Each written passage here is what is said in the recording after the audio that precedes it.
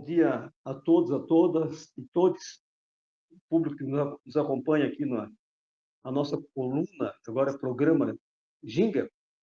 E no dia de hoje, com máxima satisfação, nós vamos tratar também de um assunto que diz respeito à ginga histórica que o povo negro e o de descendência africana organizou para seu processo de, diria assim, de sobrevivência e resistência política, que eu gosto muito de usar uma expressão denominada chamada de civilizatória, para que pudéssemos sobreviver ao holocausto que nos foi dirigido, resistir a ele, enfrentá-lo, né?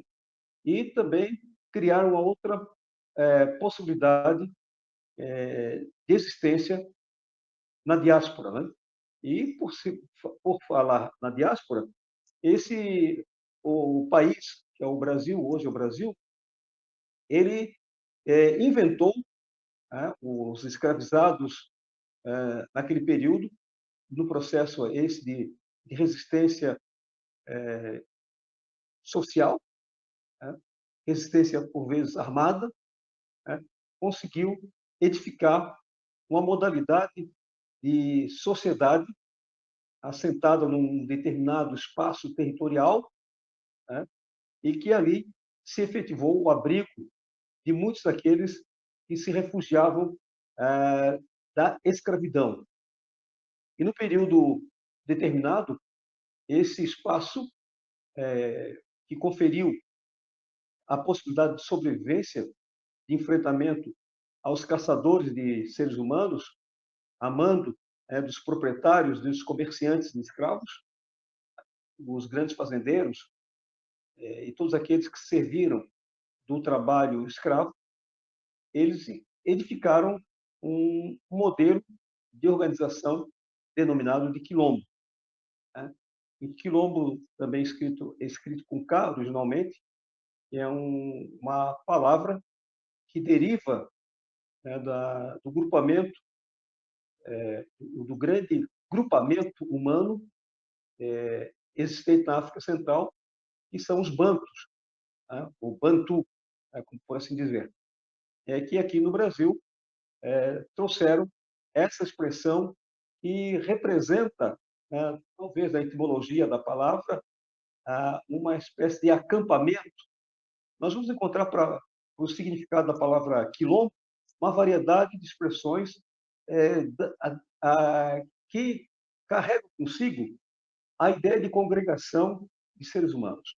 O acampamento, união, também uma expressão colocada dentro dessa linha de justificar exatamente ou explicar socialmente, historicamente, a dimensão dessa palavra, né?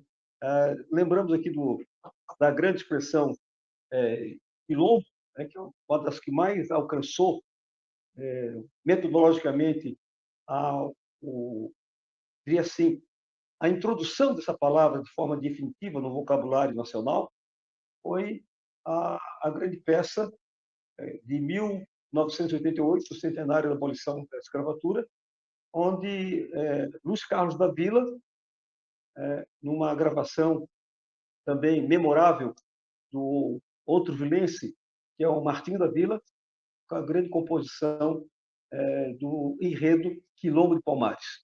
Ali no Quilombo de Palmares, mas anteriormente tivemos também, que consagrou, ampliou o espaço significativo em toda a mídia nacional, todos os movimentos sociais, ambientes políticos, foi o filme de Cacá Diegues, Quilombo, né, estrelado por Zezé Mota.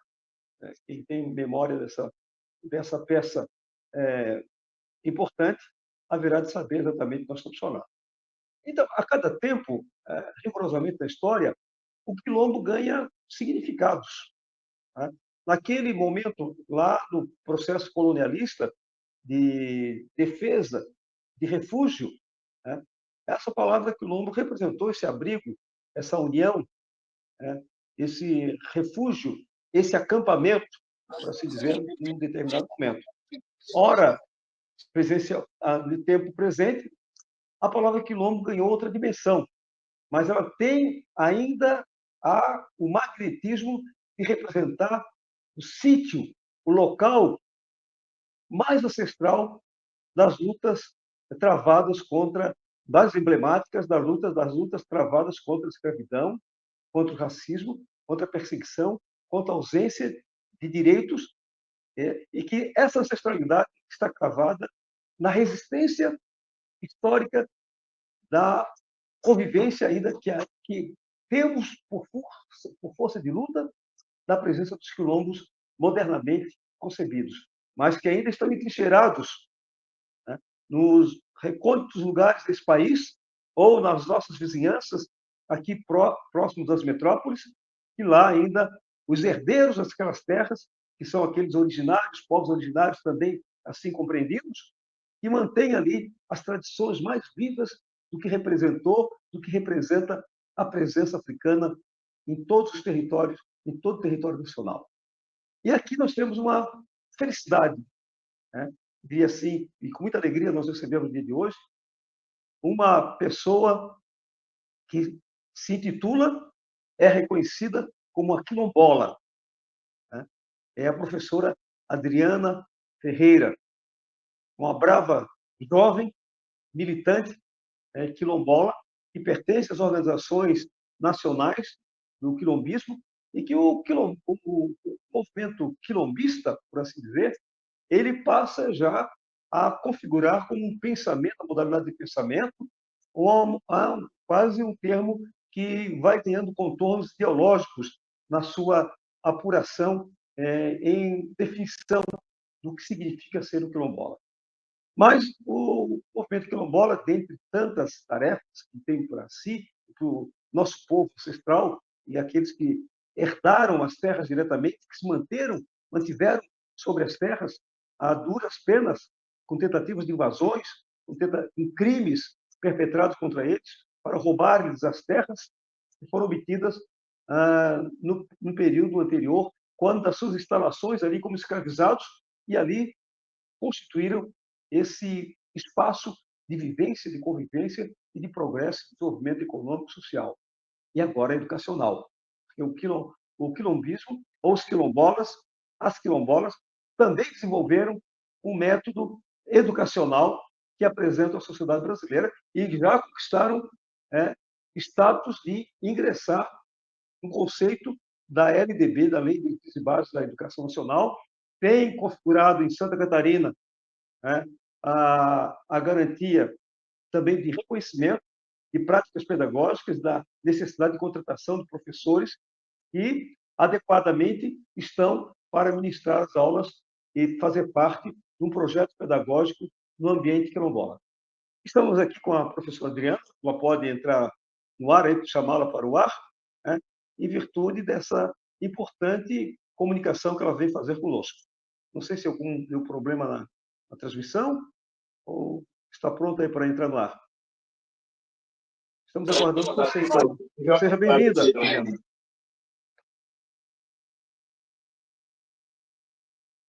Um pequeno problema de contato aqui. Oi, Márcio. Bom dia a todos e a todas. Eu estou só com um probleminha no som aqui, que eu não estou te ouvindo, mas eu acredito que seja para mim me apresentar, é isso? É isso, exatamente. Ah, tá. Então, assim, eu estou deixando a câmera desligada, só vou abrir um pouquinho aqui para poder agilizar o som. E aí, tá muito baixo o volume para mim. Mas eu vou falando aqui, tá? Tá bom, então.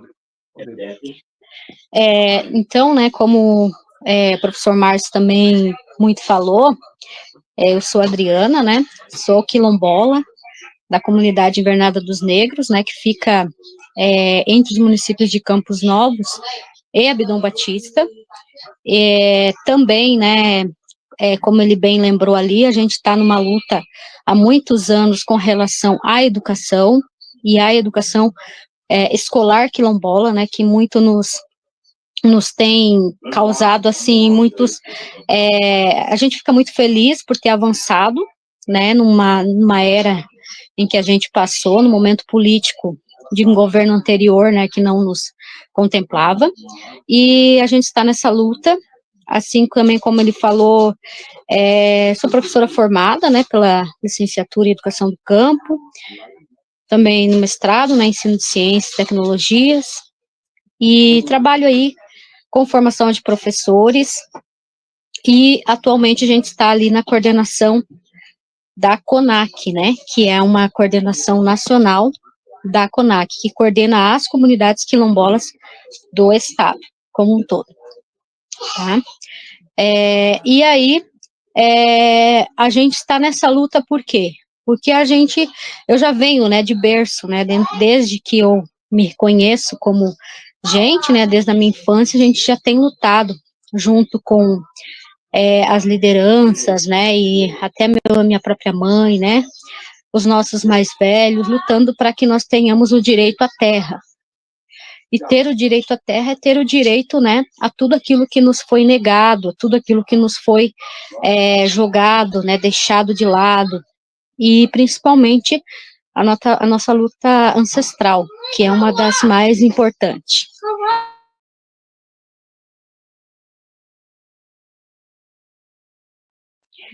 Quer fazer outra pergunta, Márcio? Aí eu já te... Ver se você consegue me ouvir assim.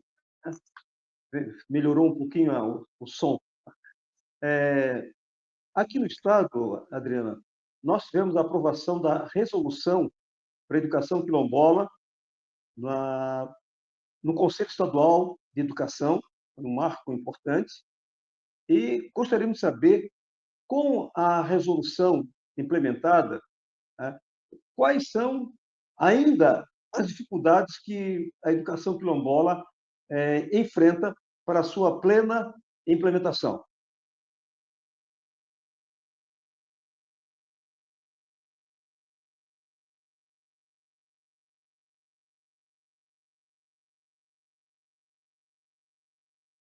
Alô? Se você puder repetir a pergunta novamente, que deu uma caída na internet. Então, eu dizia que, diante da aprovação da resolução para a educação quilombola em Santa Catarina, pelo Conselho Estadual de Educação, foi uma importante conquista. Quais são as dificuldades que vocês estão encontrando na prática para implementar a educação quilombola de maneira satisfatória?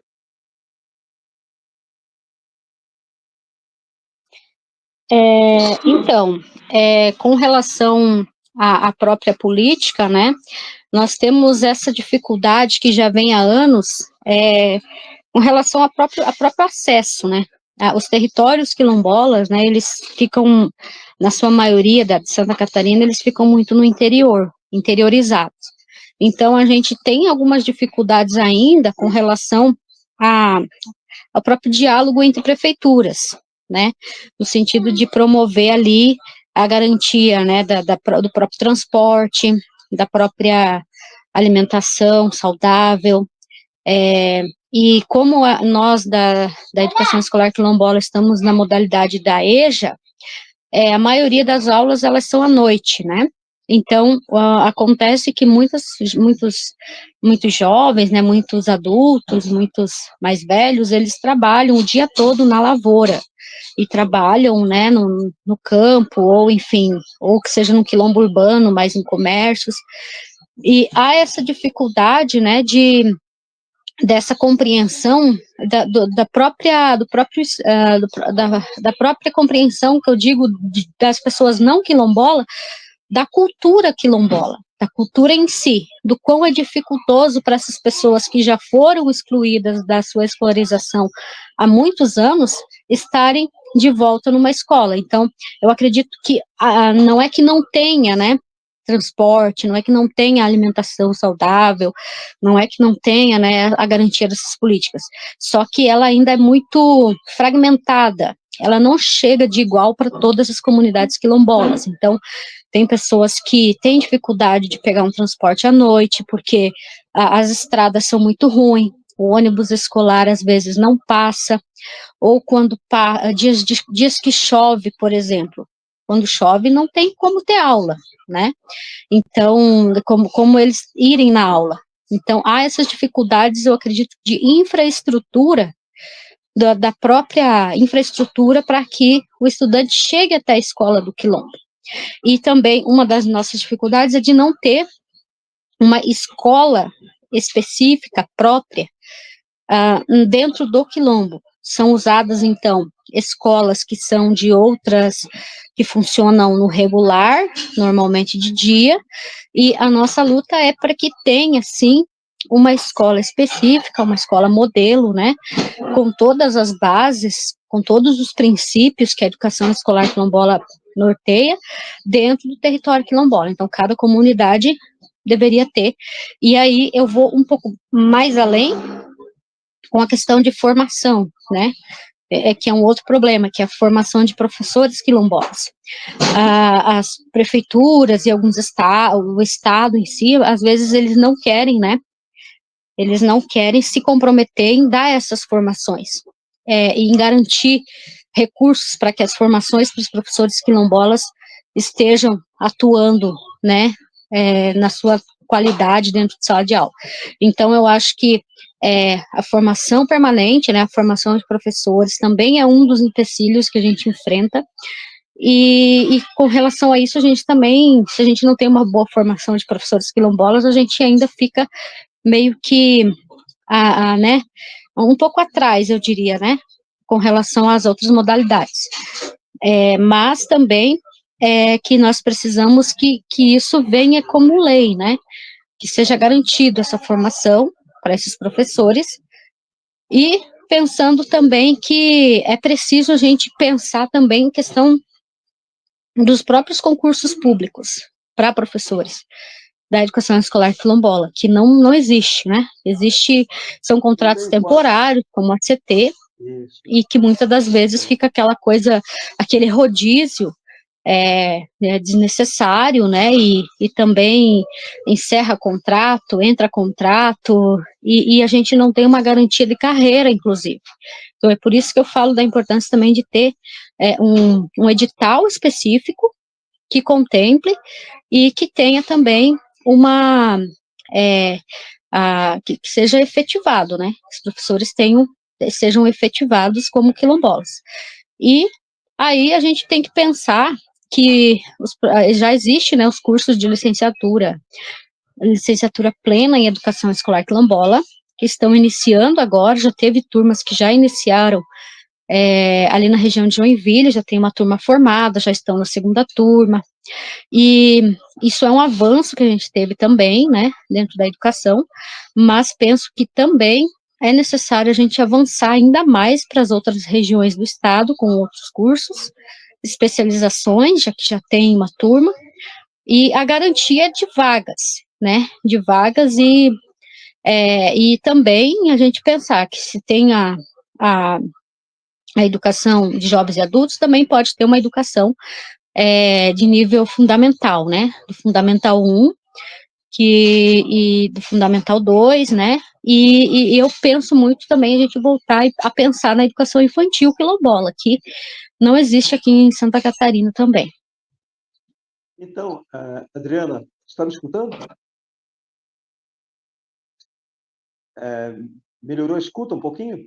Porque você está encaminhando aqui, na sua fala... Ainda está bem baixo, mas eu consigo ouvir alguma coisa. Então, você está sugerindo aqui 3 pautas importantes. Aliás, é uma única pauta dividida em 3 frentes. A pauta colocada é de que no próximo edital de ingresso no concurso para o magistério em Santa Catarina, nós tenhamos um edital que trabalhe exatamente o ingresso dessa modalidade de educação para criar uma condição de quadro permanente de professores e professoras para a educação quilombola, com essas esferas que você aqui bem citou, desde a educação infantil ao ensino médio, ao ensino fundamental, a totalidade ali, de quinto ao nono ano, e também o ensino médio na modalidade quilombola. Então, é uma questão que trata do acompanhamento tanto do Sindicato dos Trabalhadores de Educação, tanto da Assembleia Legislativa e o movimento quilombola para buscar sensibilizar a Secretaria de Educação do Estado de Santa Catarina para a adoção dessas políticas. Perfeito? Isso, exatamente isso. Perfeito. Então, eu quero ainda verificar aqui com você, né, de maneira mais ampla,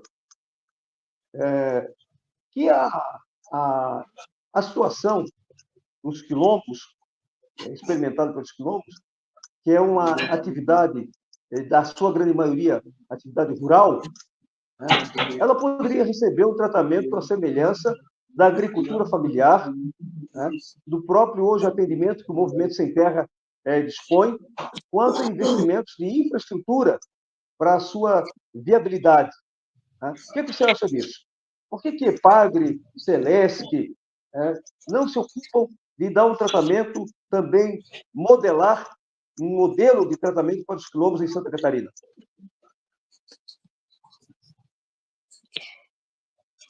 Então, eu acho que tem muito a ver também com a falta de conhecimento, né, das comunidades quilombolas, da própria cultura das comunidades quilombolas, e também a gente vive, né, professor, num estado onde o racismo ainda ele é muito presente, né, infelizmente. Então, nós vivemos, sim, uma estrutura de Estado que não nos contempla em várias situações, principalmente aos povos que estão dentro da diversidade, né, seja não só quilombolas, não só questão indígena, questão dos imigrantes.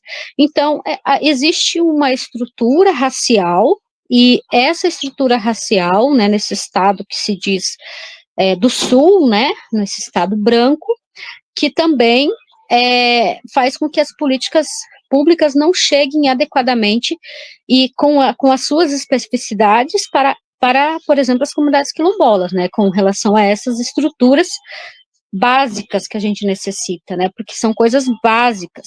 Então, a gente sabe que há projetos, programas, né, a gente está vivenciando, por exemplo, eu vou colocar uma situação pessoal aqui, muitas famílias aqui da nossa comunidade não tem água e não tem luz, né, então a gente tem, por exemplo, a gente sabe do programa Luz para Todos, que é um programa do governo federal, em parceria ali com, talvez, o INCRA, mas a gente sabe que, infelizmente, não funciona para todos, porque para ter acesso a esse programa, precisam ser famílias de baixa renda, né, e também precisa ter o título, que é o título.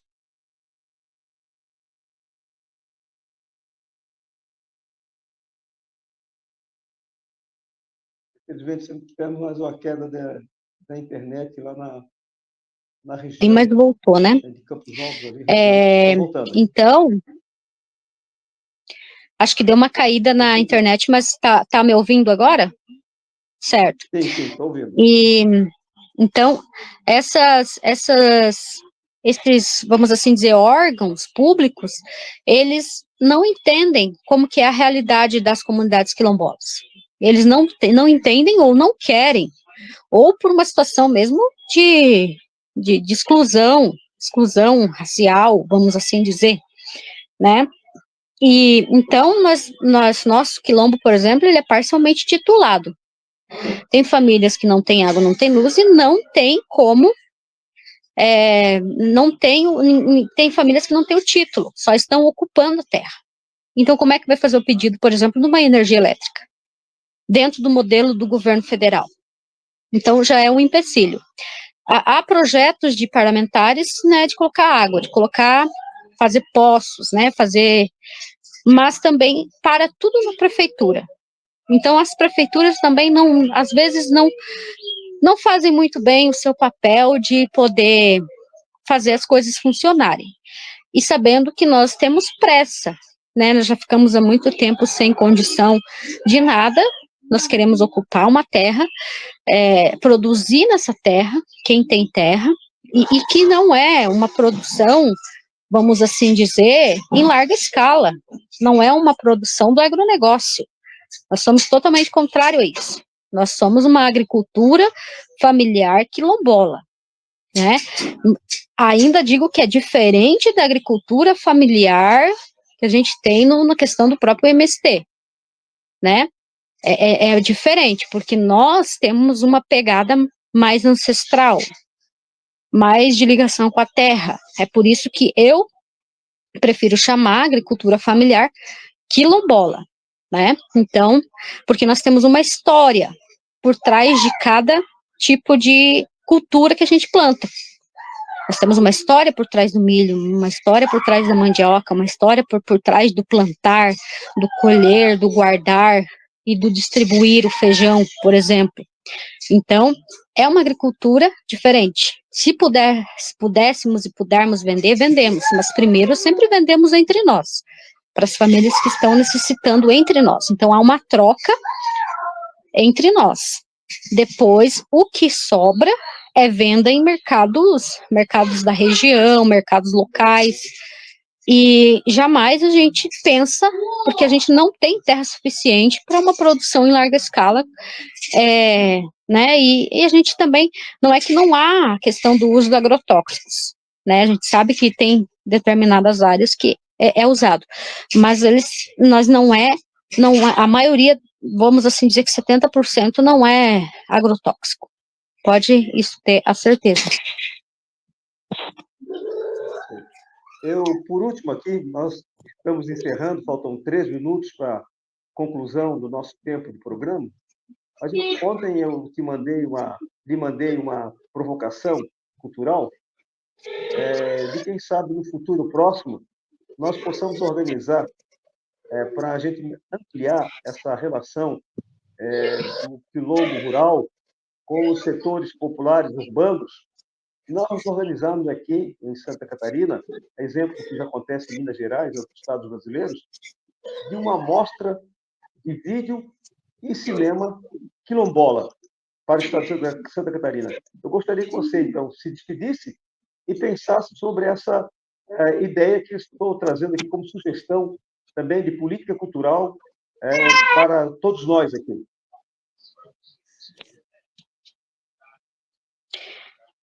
Então, eu achei a ideia bem interessante, né? Eu acho que uma ideia que é muito válida no momento em que nós estamos agora junto à nova diretoria, né, da nossa comunidade. Eu vou falar especificamente da nossa comunidade, porque eu não posso falar pelas demais comunidades do estado, mas acredito que já aconteceu e já tem algumas amostras, né, alguns vídeos, mas acho que quanto mais melhor para a gente poder para o povo conhecer, né, para os próprios governantes conhecer a realidade, porque uma coisa é falar de quilombo, outra coisa é vivenciar e viver dentro da comunidade quilombola. Então, eu acho que é uma ideia muito válida, né, e no que diz respeito à nossa comunidade, é uma ideia bem-vinda, né, que a gente pode estar divulgando aqui dentro da diretoria, essa proposta, e que essa proposta ela possa mostrar, né, todo o nosso território, que são mais de 1.000 famílias, algumas ainda não estão na terra, nem todas as terras saíram, contar um pouco da nossa história, da nossa trajetória. Eu acho que isso seria muito, muito importante. E não tomando muito mais o tempo, né, já queria primeiro, né, pedir desculpas pela questão da internet, que está um pouco ruim aqui para nós. Então está caindo bastante, o som também, mas agradecer também o convite do professor Márcio por essa conversa, né, que é muito importante, e dizer que depois a gente gostaria de estar compartilhando, né, com os nossos pares aqui, para que eles também possam ver, né. Então queria agradecer ao professor Márcio e a todos que estão envolvidos aí nesse lindo projeto de vocês. Agradecemos imensamente a presença da professora Adriana Ferreira, uma liderança educacional de atuação nos quilombos de Santa Catarina e também integrante da articulação nacional de educação quilombola. Um abraço a todos. Encerramos essa ginga ancestral, que é a ginga trazida pelos quilombolas. Valeu, Zumbi. Produção Portal Desacato. Realização Cooperativa Comunicacional Sul.